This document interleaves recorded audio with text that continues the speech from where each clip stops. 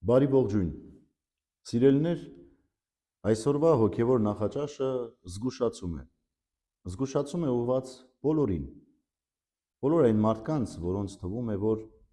իրենք ավելի ճիշտ են, իրենք ավելի լավն են։ Բոլոր այն մարդկանց, որոնց թվում է, որ իրենք այսպես կոչված արդարության հետևից են գնում, բայց իրականության մեջ մի դաժան իրողության առջև են կանգնելու,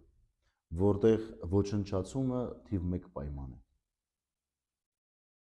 Բոլոր դեպքերում ոչնչացումը, երկկողմանի ոչնչացումը։ Պողոս Առաքյալը Գաղատացիներին ուղղված իր նամակի 5-րդ գլխում հետևյալն է գրում. Եղբայրներ, դուք կոչված եք ազատության, միայն թե ձեր ազատությունը սոսկ մարմնի ցանկությունների համար չլինի, այլ սիրով ծառայեցեք միմյանց։ Որովհետև ամբողջ օրենքը այս մեկ խոսքի մեջ է ամփոփվում. պիտի սիրես քո ընկերոջը, ինչպես ինքդ քեզ։ Իսկ եթե միմյանց խածոտեք ու հոշոտեք,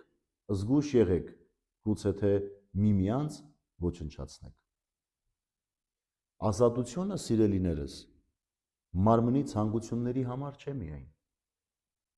այլ ծառայության ոգի ունենալու համար է։ Այսօր կեղծ ազատության բանաձևումի տակ մարդիկ փորձում են այլ ճանապարհներ մշակել, որտեղ ոչ թե ծառայության ոգին է առաջ գալիս, այլ իշխանության ոգին։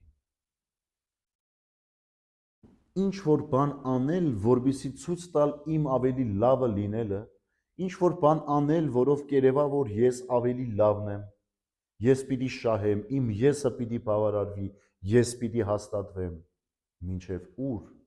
մինչև սատանային նմանվի մարդը։ Պողոս Առաքյալն ասում է, այդ ծառայության ոգին երբ հաստատվեց, ամբողջ օրենքը մեկ խոսքով է լինելու. պիտի սիրես քո ընկերոջը, ինչպես ինքդ քեզ։ Եվ եթե մենք միմյանց խածոտենք ու հոշոտենք, արդյոք չենք ոչնչանա,